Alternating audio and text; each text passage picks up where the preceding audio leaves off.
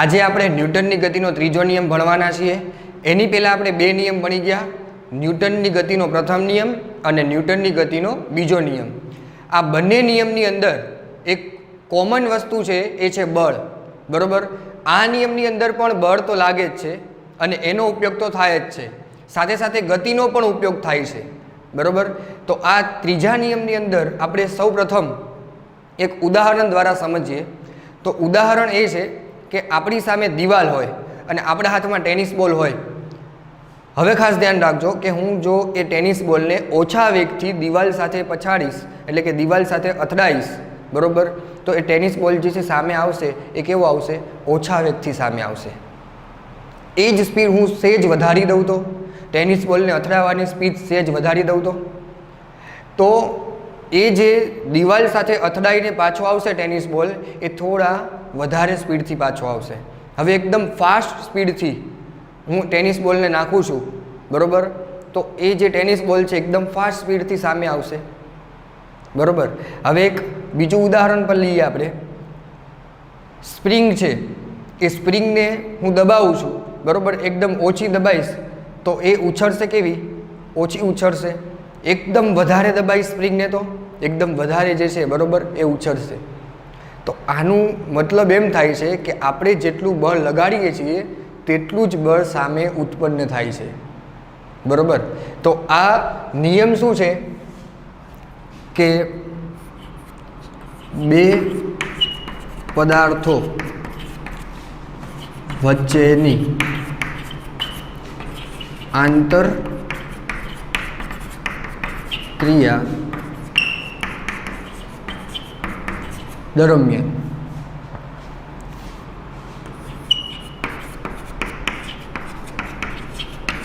એક પદાર્થ બીજા પદાર્થ પર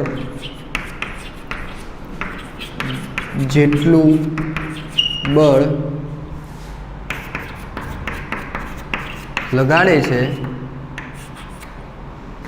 તેટલું જ બળ બીજો પદાર્થ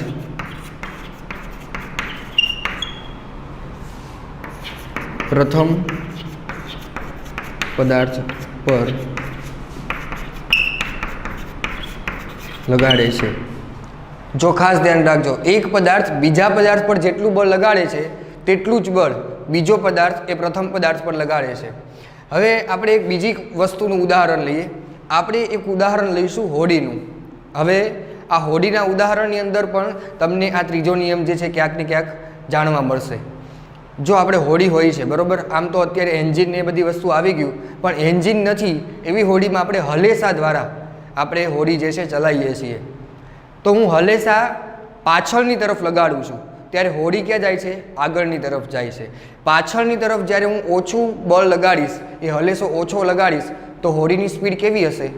ફાસ્ટ હશે કે ધીમી હશે? ધીમી હશે, બરાબર। વધારે બળ લગાડીશ તો એના કરતાં ફાસ્ટ હશે। એકદમ વધારે હલેસાની અંદર બળ લગાડું તો હોડી જે છે ફાસ્ટ ચાલશે। એનો મિનિંગ શું થાય છે? આપણે પાછળ જેટલું બળ લગાડીએ છીએ હલેસા દ્વારા એટલી જ હોડી જે છે આગળ જાય છે। ચાલવાની અંદર પણ એવું જ થશે। તમે જોજો, જેટલા બળથી તમે પાછળ આમ ચાલતા જશો, બરાબર, આપણે ચાલીએ છીએ ત્યારે પગ જોજો તમે આમ પાછળની બાજુ બળ લગાડીએ છીએ, પાછળની બાજુ બળ લગાડીશું ત્યારે વ્યક્તિ જે છે આગળની બાજુ જશે, બરાબર। હવે આપણે પાછળની બાજુ ઓછું બળ લગાડીશું તો આપણે ઓછો વેગથી આપણે ચાલીશું, બરાબર। વધારે બળ લગાડીશું તો આપણે જે છે વધારે ચાલીશું। મીન્સ કે સ્પ્રિંગનું ઉદાહરણ પણ એ જ વસ્તુ હતી, બરાબર, કે આપણે જેટલી સ્પ્રિંગને વધારે દબાઈશું એટલી સ્પ્રિંગ વધારે જે છે ઉછળશે, પણ વિરુદ્ધ દિશામાં થઈને વિરુદ્ધ દિશા। મેં તમને શું કીધું? આપણે બળ પાછળની તરફ લગાડીએ ત્યારે આપણે આગળ ચાલીએ છીએ। હોડીની અંદર પણ એ જ છે, આપણે હલેસા પાછળની તરફ મારીએ છીએ ત્યારે હોડી જે છે આગળ ચાલે છે। ટેનિસ બોલ હતો, ટેનિસ બોલની અંદર એ જ છે કે આપણે બોલને જે છે ટેનિસ બોલને સામે નાખીએ છીએ, પણ બોલ જે છે પછી બળ લગાડીને સામે આવે છે, બરાબર। આપણે દિવાલ તરફ નાખીએ છીએ અને દિવાલથી એ સામેની તરફ આવે છે। એટલે હજી પણ એક વસ્તુ આની અંદર ઉમેરવાની છે કે આ બંને બળ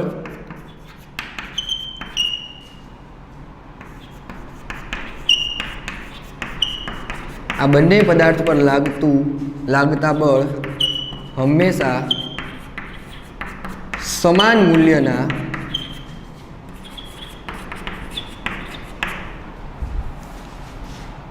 અને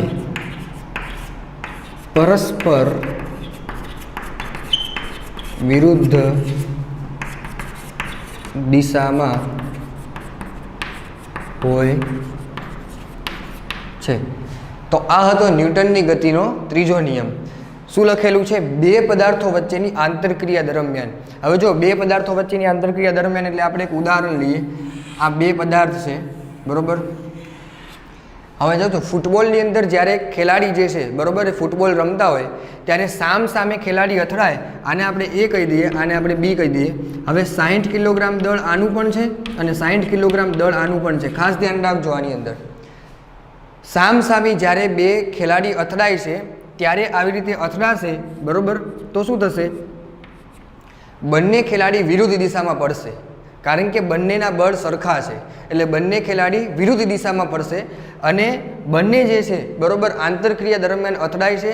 હવે ખાસ ધ્યાન રાખજો, બે પદાર્થો વચ્ચેની આંતરક્રિયા દરમિયાન, માની લો કે આને બે પદાર્થ લઈ લો, એ બે વચ્ચેની આંતરક્રિયા દરમિયાન, બરોબર, એટલે કે અથડાય છે, એ દરમિયાન શું થાય છે? એક પદાર્થ બીજા પદાર્થ પર, એક પદાર્થ છે એ બીજા પદાર્થ પર જેટલું બળ લગાડે છે તેટલું જ બળ બીજો પદાર્થ એ પહેલા પદાર્થ પર લગાડે છે. હવે જો આ બંને પદાર્થ પર જે બળ લાગે છે એમાં પણ સમાન બળ લાગે છે, બરોબર. એ ખેલાડી બી ખેલાડી ઉપર જેટલું બળ લગાડશે તેટલું જ બળ બી ખેલાડી એ પ્રથમ પદાર્થ પર લગાડશે, એટલે કે એ ખેલાડી ઉપર લગાડશે. એટલે બંને બળ જે છે સમાન મૂલ્યના, પણ બંને અથડાઈને વિરુદ્ધ દિશામાં જશે. એટલે આમાં પણ લખેલું છે બંને બળ હંમેશા સમાન મૂલ્યના અને પરસ્પર કેવા હોય છે? વિરુદ્ધ દિશામાં હોય છે. બંને અથડાઈને વિરુદ્ધ દિશામાં જે છે જશે, બરોબર. તો આ હતો ન્યૂટનની ગતિનો ત્રીજો નિયમ. આજે આપણે ભણ્યા, બરોબર, કે એની અંદર મેં તમને એક ઉદાહરણ આપ્યું, ઓલું દિવાલવાળું, બરોબર, ટેનિસ બોલવાળું. બીજું ઉદાહરણ કયું આપણે હોડીના હલેસાવાળું. હજી એક વસ્તુ તમને ત્રીજું ઉદાહરણ આપું. બંદૂક હોય, બરોબર, બંદૂકમાંથી જ્યારે ગોળી છૂટશે ને ત્યારે ગોળી આગળ જશે પણ બંદૂક જે છે સેજ પાછળ જશે, બરોબર. આ જે બંદૂક પાછળ જાય છે ને એને રિકોઇલ વેગ કહેવામાં આવે. આની અંદર પણ ન્યૂટનની ગતિનો ત્રીજો નિયમ જ છે. પણ હવે જો તમને એમ થાય કે ગોળી તો એકદમ આગળ જતી રહી, બંદૂક કેમ એટલી પાછળ ના ગઈ? કારણ કે ગોળી તો આપણે 10 મીટર 20 મીટર જેટલી છોડવી એટલી છોડી શકાય, પણ બંદૂક કેમ પાછળ ના ગઈ એટલી બધી?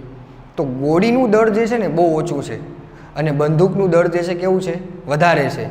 પણ બંનેની અંદર બળ તો સરખું જ લાગે છે, પણ દળ જેનું વધારે હશે એ ઓછું પાછળ જશે.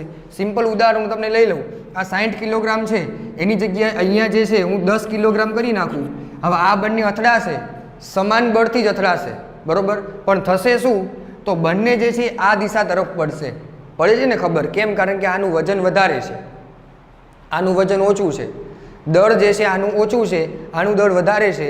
એટલે બંને વચ્ચે આંતરક્રિયા તો થશે જ, બરોબર, સમાન મૂલ્યથી જ થશે. પણ જે દિશા તરફ બળ વધારે હશે એ દિશા તરફ જે છે પડશે, બરોબર. એટલે આ હતો ન્યૂટનની ગતિનો ત્રીજો નિયમ. બે પદાર્થો વચ્ચેની આંતરક્રિયા દરમિયાન એક પદાર્થ બીજા પદાર્થ પર જેટલું બળ લગાડે છે તેટલું જ બળ બીજો પદાર્થ પ્રથમ પદાર્થ પર લગાડે છે, બરોબર. અને બંનેના દળ સમાન હોય એટલે આ નિયમની અંદર જો તમે આ બંને પદાર્થ પર લાગતા બળ હંમેશા સમાન મૂલ્યના, દળ સમાન હોય તો બળ પણ સમાન લાગશે, વજન સરખું હોય તો બળ પણ જે છે સરખું લાગશે, બરોબર. એટલે સમાન મૂલ્યના અને પરસ્પર વિરુદ્ધ દિશામાં હોય છે. હવે આપણે ભણીશું વેગમાન સંરક્ષણનો નિયમ. ખાસ ધ્યાન રાખજો, વેગમાન સંરક્ષણનો નિયમ એક સમીકરણ સ્વરૂપે છે અને સૌપ્રથમ મેં તમને અહીંયા જો આકૃતિ 3 દર્શાવી છે. એ 3 આકૃતિ જે છે એ ન્યૂટનની ગતિના ત્રીજા નિયમ ઉપર જ આધાર રાખે છે. સૌપ્રથમ અથડામણ પહેલાંની સ્થિતિ, આ બે પદાર્થ છે, એક પદાર્થનું દળ વધારે છે, બીજા પદાર્થનું દળ ઓછું છે. તો અથડામણ પહેલાંની સ્થિતિ જોવા જઈએ તો દળ એટલે જો એમ લખેલો છે, બરોબર. અથડામણ પહેલાં વેગમાન જે છે, બરોબર, એટલે કે વેગ, આપણે પ્રારંભિક વેગ હોય એને આપણે શું કહીએ છીએ? યુ વડે દર્શાવીએ છીએ. અને અંતિમ વેગ હોય એને આપણે શેના વડે દર્શાવીએ છીએ? વી વડે. તો પ્રારંભિક વેગ જુઓ તમે, અથડામણ પહેલાં દડા એનો વેગ યુ એ, બરોબર. આ એ એટલે દડા એનો વેગ, પ્રારંભિક વેગ યુ એ, દડા બીનો વેગ બરોબર, પ્રારંભિક વેગ UB.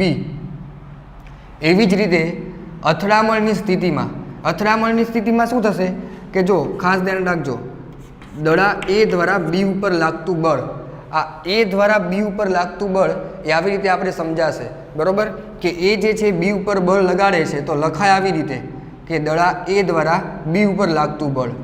અને ત્યારબાદ એ જ સમયે શું થાય છે, ન્યૂટનની ગતિના ત્રીજા નિયમ અનુસાર એક પદાર્થ બીજા પદાર્થ પર જેટલું બળ લગાડે છે, બીજો પદાર્થ તત્કાળ પહેલા પદાર્થ પર તેટલું જ બળ લગાડે છે. એટલા માટે આપણે શું લખીશું કે પદાર્થ B દ્વારા A ઉપર લાગતું બળ, આ જે છે A દ્વારા B ઉપર લાગે એના આવી રીતે લખાય A દ્વારા B ઉપર લાગતું બળ. એવી જ રીતે બળને તો આપણે F વડે દર્શાવીએ છીએ એટલે અહીંયા F જ લખવાનો છે, બરોબર. તેવી જ રીતે આપણે જે છે શું લીધેલું છે કે B દ્વારા A ઉપર લાગતું બળ, બરોબર, A દ્વારા B ઉપર લાગતું બળ અને B દ્વારા A ઉપર લાગતું બળ.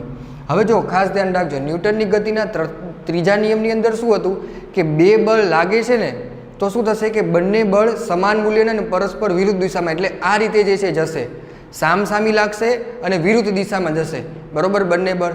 પણ આ જે વસ્તુ છે ને એની અંદર શું છે કે એક જે દળ છે ને એનું વધારે છે અને બીજું દળ ઓછું છે. હમણાં જ આપણે શીખ્યા હતા કે એક ખેલાડીનું દળ વધારે હોય અને બીજા ખેલાડીનું દળ ઓછું હતું તો જેનું દળ વધારે હશે એની દિશામાં જશે. એવી જ રીતે અહીંયા જે છે આ જે ખેલાડી છે એનું દળ વધારે છે અને આ જે ખેલાડી છે એનું દળ ઓછું છે, બરોબર. તો થશે શું, અથડામણ પછી આ બંને ખેલાડી અથડાય છે, બરોબર, અહીંયા જે છે અથડાય છે તો અથડામણ પછી જે છે આ ખેલાડીનું દળ વધારે છે એટલે બંને જે છે એ આ દિશામાં જશે. અહીંયા અથડાય છે, બરોબર, અથડાયા બાદ જે માની લો કે આ જે ખેલાડી છે, બરોબર, અથડાશે તો અથડાયા પછી જે છે એ આ દિશામાં આગળ જશે. કેમ? કારણ કે આ ખેલાડીનું દળ વધારે છે, વધારે દળ છે એટલે આ દિશામાં જે છે આગળ જશે, બરોબર. તો સૌપ્રથમ હવે આપણે અથડામણ પહેલાંની સ્થિતિ લખીએ છીએ તો લખીએ અથડામણ પહેલાંની સ્થિતિ, બરોબર, દડા એનું વેગમાન. જો દડા એનું વેગમાન કેટલું થશે તો વેગમાન આપણે કોને કહેતા હતા, દળ ગુણ્યા વેગ, બરોબર. P બરાબર શું કહેતા હતા આપણે, mv એમ કહેતા હતા ને, બરોબર. તો અહીંયા આપણે શું લખીશું, વેગમાન એટલે કે અહીંયા આપણે લખીએ Pa બરાબર શું લખીશું, ma ua, બરોબર. m એટલે કે દળ કોનું, એનું, અને પ્રારંભિક વેગ છે એટલે ua. આ જો v, બરોબર, આ વેગ એક હતો એટલા માટે v લઈએ છીએ. હવે બે હોય તો માની લો બે વેગ હોય તો એકને આપણે પ્રારંભિક વેગ કહી દઈએ, એકને આપણે શું કહી દઈએ, અંતિમ વેગ, એટલે પ્રારંભિક વેગ u, બરોબર, અને અંતિમ વેગ આવશે ત્યારે આપણે શું લખીશું, v લખીશું. હવે જો અહીંયા m કોનો આવ્યો, દળનો. આ જે છે એ પ્રારંભિક વેગ છે, બરોબર, પણ કોના માટે વાત થાય છે, એ માટે, એટલે મેં અહીંયા શું લખેલું છે, આ p પણ લખેલો છે પણ કોના માટે વાત થાય છે, એ માટે. એવી જ રીતે હવે તમને ખબર પડી જશે મારે આ દડા b નું વેગમાન લખવું છે તો હું કઈ રીતે લખીશ, દડા B નું વેગમાન PB બરાબર શું લખીશું, PB બરાબર દડાનું, પહેલાં તો જે દળ છે એ M, પણ કોના માટે વાત કરું છું, B માટે, બરોબર, અને પ્રારંભિક વેગ એનો કેટલો છે, U, પણ કોની વાત કરું છું, B દડાની, એટલે MB UB. એટલે કે આપણે લખીએ કે પ્રારંભિક વેગમાન કેટલું થાય એટલે PI બરાબર દડાનું જે પ્રારંભિક કુલ વેગમાન છે એ કેટલું થશે તો કુલ વેગમાન થશે PI બરાબર MA UA plus MB UB. ખબર પડી? આ જે છે કુલ વેગમાન છે તો કુલ વેગમાન જે છે બંનેની અંદર શું કરવાનો, સરવાળો કરવાનો, બરોબર, પ્રારંભિક વેગમાનનો. હવે અથડામણ બાદની સ્થિતિ આપણે જોઈએ, અથડામણ બાદની સ્થિતિ. હવે જો અથડામણ બાદની સ્થિતિમાં એટલે કે આ સ્થિતિમાં આપણે જોઈશું દડા એનું અંતિમ વેગમાન. જો અહીંયા આપણે PA એમ કહેતા હતા તો અહીંયા આપણે એક શબ્દ વાપરીએ છીએ PA ડેશ, આ ખાસ ધ્યાન રાખજો, પી એ ડેશ શબ્દ વાપરીએ છીએ, બરોબર? તો શું થશે? એમ એ વી એ, એમ એ વી એ, આ એમ એ બરોબર દળ છે અને વી જે છે એ વેગ છે, અંતિમ વેગ છે. એવી જ રીતે દડા બીનું અંતિમ વેગમાન પીબી ડેશ બરાબર, પીબી ડેશ બરાબર શું થશે? એમ બી વી બી, બરોબર? તો હવે મારે આવી જ રીતે અંતિમ વેગમાન લખવું હોય, બરોબર, કુલ અંતિમ વેગમાન, તો પી એફ, જો આઈ એટલે ઇનિશિયલ, ઇનિશિયલ એટલે શરૂઆતનું, બરોબર, અને એફ એટલે ફાઇનલ, ફાઇનલ એટલે અંતિમ થશે. આ કુલ વેગમાન હતું પ્રારંભિક. હવે આપણે અંતિમ કુલ વેગમાન લખવું છે, તો કેટલું લખીશું આપણે? એમ એ વી એ પ્લસ એમ બી વી બી, બરોબર? સૌપ્રથમ જે છે આટલું તમે જે છે નોટ કરી લો, બરોબર?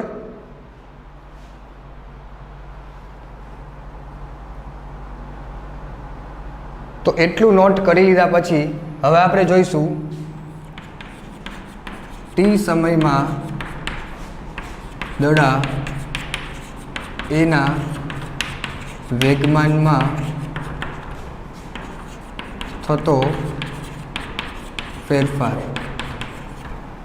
જો ટી સમયમાં શું લખ્યું છે? દડા એના વેગમાનમાં થતો ફેરફાર. એના વેગમાનમાં થતો ફેરફાર એટલે આપણે સૌ પહેલાં જોઈ લઈએ, અથડામણ પહેલાંની સ્થિતિ હતી અને અથડામણ બાદની સ્થિતિ હતી. હવે તમને ખબર છે કે અંતિમમાંથી હંમેશા શું બાદ કરાય? પ્રારંભિક બાદ કરાય. એટલે અહીંયા આપણે લખીશું કે પી એ ડેશ માઇનસ પી એ, અંતિમમાંથી પ્રારંભિક બાદ કર્યું. તો પી એ ડેશ આપણે કોને કહેતા હતા? પી એ ડેશ બરાબર, જો આપણે શું ધાર્યું હતું? અહીંયા આપણે પી એ ડેશ બરાબર એમ એ વી એ, તો આપણે લખીશું એમ એ વી એ માઇનસ પી એ, પી એ એટલે અહીંયા જો એમ એ યુ એ.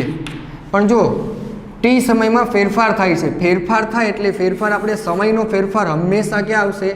છેદમાં આવશે, ટી, બરોબર? એનો મિનિંગ શું થશે કે પદાર્થમાં બી દ્વારા એ ઉપર કેટલું બળ લાગ્યું હશે? તો બી દ્વારા એ ઉપર આટલું બળ લાગેલું હશે, એમ એ વી એ માઇનસ એમ એ યુ એ એના છેદમાં ટી. આને આપણે કહી દઈએ સમીકરણ નંબર 1. હવે આપણે જોઈએ કે ટી સમયમાં અહીંયા એના વેગમાનમાં હતો, હવે આપણે શું લખીશું? દડા બીના વેગમાનમાં થતો ફેરફાર. અહીંયા આપણે P A dash minus PB કર્યું હતું, હવે આપણે શું કરીશું? P B dash minus PB. PB dash જે છે કેટલા ધાર્યા હતા? અહીંયા જુઓ, પીબી ડેશ બરાબર એમ બી વી બી, તો અહીંયા આપણે લખીશું એમ B V B minus PB. PB જે છે કેટલા હતા? તો પીબી જુઓ તમે એમ બી યુ બી, બરોબર? પણ ખાસ ધ્યાન રાખજો, આની અંદર પણ આપણે શું કરવાનું છે? સમયમાં ફેરફાર છે. સમયમાં ફેરફાર હોય ત્યારે ક્યાં લખવાનું? ટી, છેદમાં લખવાનું, બરોબર? હવે આ બી દ્વારા એ ઉપર બળ લાગતું હતું, તો હવે આપણે એ દ્વારા, બરોબર, બી દ્વારા એ ઉપર બળ લાગતું હતું, તો હવે આપણે જોઈએ એ દ્વારા બી ઉપર કેટલું બળ લાગે છે?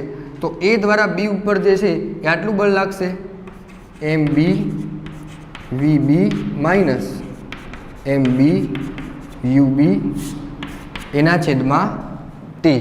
આટલી વસ્તુનું જે છે બળ લાગશે. તો હવે આ જે વસ્તુ છે એ તમે નોટ કરી લો.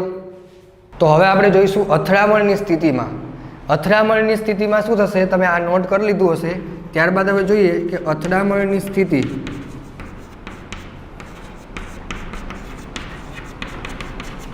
હવે ન્યૂટનની ગતિના ત્રીજા નિયમ અનુસાર શું થાય છે? અથડામણની સ્થિતિમાં એક પદાર્થ બીજા પદાર્થ પર જેટલું બળ લગાડે છે, આ બી દ્વારા જેટલું બળ એ ઉપર લાગશે તેટલું જ બળ એ દ્વારા કોના ઉપર લાગશે? બી ઉપર. પણ બંને બળ હંમેશા સમાન મૂલ્યના અને પરસ્પર કેવું હોય, વિરુદ્ધ દિશામાં હોય છે. એટલે સમાન મૂલ્ય તો લાગે પણ વિરુદ્ધ દિશા, એટલે એકની આપણે ધન દિશા લઈ લઈએ તો બીજાની આપણે કેવી દિશા લઈ લઈશું, ઋણ દિશા લઈ લઈશું. બરોબર. તો હવે એ દ્વારા બી ઉપર કેટલું બળ લાગ્યું હતું એ આપણે અહીંયાથી ચેક કરીએ. એ દ્વારા બી ઉપર આટલું બળ લાગેલું હતું. બરોબર. તો એ દ્વારા બી ઉપર એ આપણે નથી લખવાનું, આ વસ્તુ નથી લખવાનું, એની જગ્યાએ કેટલું બળ લાગેલું છે એ લખવાનું છે. એટલે આપણે સૌથી પહેલાં નોટ કરીશું એમ એ વી એ માઇનસ એમ એ યુ એ છેદમાં ટી બરાબરના બરાબર માઇનસના માઇનસ એફ બી એ. બરાબર. હવે એના દ્વારા જે છે આટલું બળ લાગેલું છે એમ B V B minus M B U બી એના છેદમાં ટી. આ ટી અને ટી સામ સામી છે એટલે ઉડી જશે. તો હવે આપણે લખીશું એમ એ વી એ માઇનસ એમ એ યુ એ બરાબર આ માઇનસ થઈ જશે minus M B V B minus minus plus M B U B. હવે આપણે ખાસ ધ્યાન રાખીશું સરખા પદની જે નિશાની, માની લો આ એમ એ વી એ છે. બરાબર. તો અહીંયા આ માઇનસ છે. બરાબર. માઇનસ છે તો આ બાજુ આવી જશે એટલે કેવા થઈ જશે, પ્લસ થઈ જશે. અને આ પદ જે છે માઇનસ છે, માઇનસ છે આ બાજુ થઈ જશે તો કેવા થઈ જશે, પ્લસ થઈ જશે. એટલે આપણે જોઈએ હવે કે એમ એ વી એ માઇનસ વાળું જે પદ છે, આ જે પદ છે એ આપણે આ બાજુ લાવીશું એટલે પ્લસ થઈને એમ બી વી બી. બરાબર. એમ એ વી એ પ્લસ એમ બી વી બી બરાબરના બરાબર આ માઇનસ વાળું પદ છે આ બાજુ જશે એટલે કેવું થઈ જશે, પ્લસ થઈ જશે. M A U A plus M B U B. આ હતું આપણો વેગમાન સંરક્ષણનો નિયમ. વેગમાન સંરક્ષણનો નિયમ આપણને એમ સૂચવે છે કે પદાર્થ વચ્ચેની આંતરક્રિયા દરમિયાન ન્યૂટનની ગતિના ત્રીજા નિયમમાં જ્યારે બે પદાર્થો વચ્ચેની આંતરક્રિયા થાય છે, બરાબર, તો બંને બળ હંમેશા સમાન મૂલ્યના અને પરસ્પર વિરુદ્ધ દિશામાં જ લાગે છે. એટલે કે બંને બળનું પ્રારંભિક વેગ અને અંતિમ વેગમાન, પ્રારંભિક વેગમાન અને અંતિમ વેગમાન બંને બળનો સરખો જ રહે છે. આપણે અહીંયાથી પણ જે છે ચેક કરી શકાય છે. જો આપણે દડાનું પ્રારંભિક વેગમાન લીધું હતું M A U A plus M B U B, આવી રહ્યું જો M A U A plus M B U બી.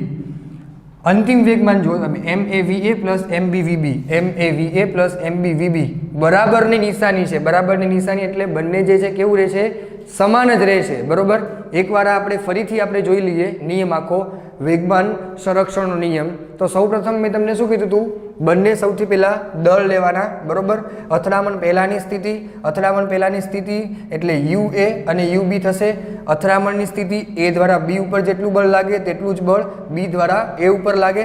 અને અથડામણ બાદની સ્થિતિ, અથડામણ બાદની સ્થિતિમાં આપણે શું કહેતા હતા કે આનું જે દળ છે એ વધારે છે, આનું દળ ઓછું છે એટલે અથડાશે એટલે આ દિશામાં જે છે જશે. એટલે અથડામણ બાદમાં વી એ થઈ જશે અને વી બી થઈ જશે. જે વેગ હતો પ્રારંભિક યુ છે, અંતિમ શું થઈ જશે, વી. બરાબર. હવે આપણે અથડામણ પહેલાંની સ્થિતિની વાત કરીએ તો અથડામણ પહેલાંની સ્થિતિમાં દડા એનું વેગમાન અને બીનું વેગમાન અનુક્રમે કેટલું રહે, એમ એ યુ એ અને એમ બી યુ બી. બરાબર. એમ એટલે શું થાય, દળ, અને એ એટલે દડા એ માટે વાત કરી, બી એટલે દડા બી માટે વાત કરી. બરાબર.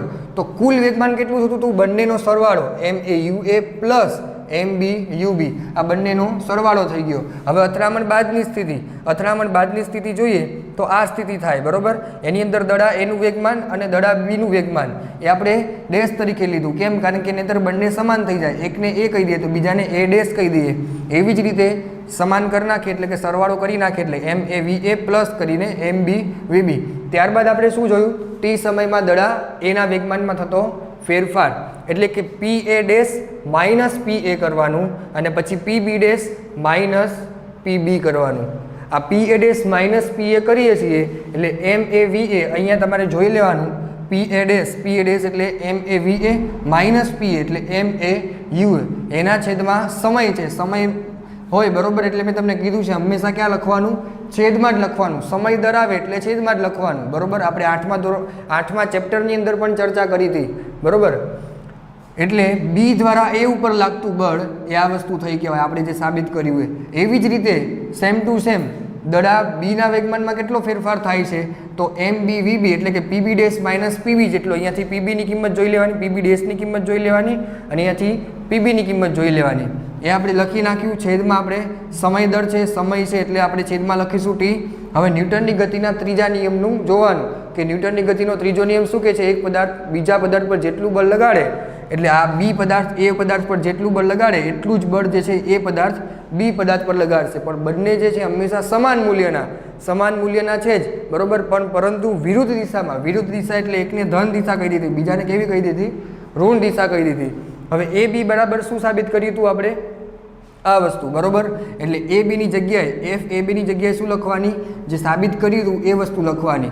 એફ બી એની જગ્યાએ શું સાબિત કર્યું હતી આપણે, આ વસ્તુ.